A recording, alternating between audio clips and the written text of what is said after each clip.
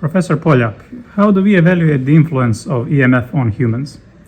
To evaluate the influence of electromagnetic fields of humans, we have to know how the coupling between electromagnetic fields and the human body occurs.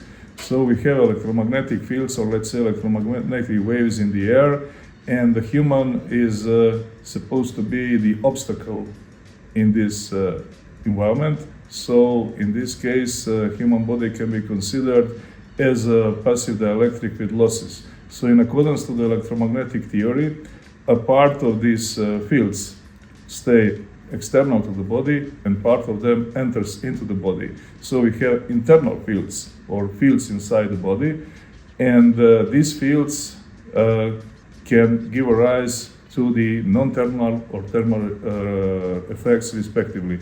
So what we need to have are the procedures of electromagnetic thermal dosimetry to calculate these fields and possible related temperature increase.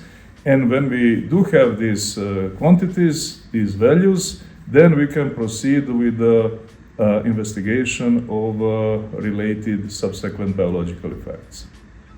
Professor, could you tell us what's the difference between low frequency and high frequency EMF, and what is the related influence on humans?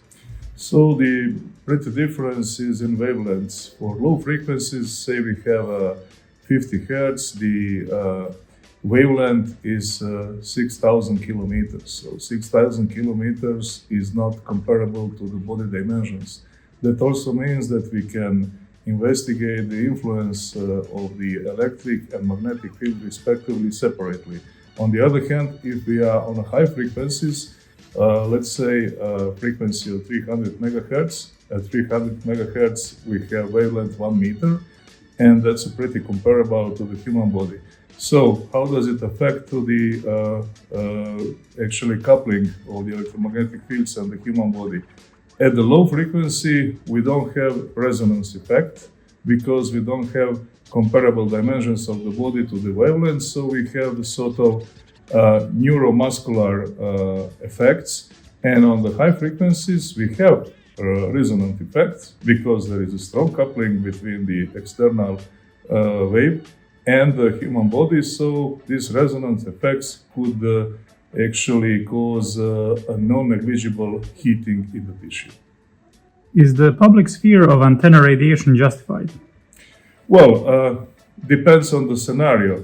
If the human body would be exposed very near to the high-intensity field, of course, that adverse health effects are possible.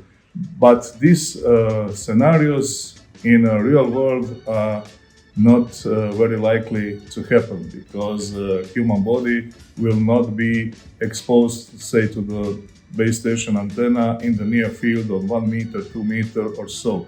The human body related to the exposure to the high frequency radiation, let's say base station antennas or any other kind of antennas, practically are occurring in the far field.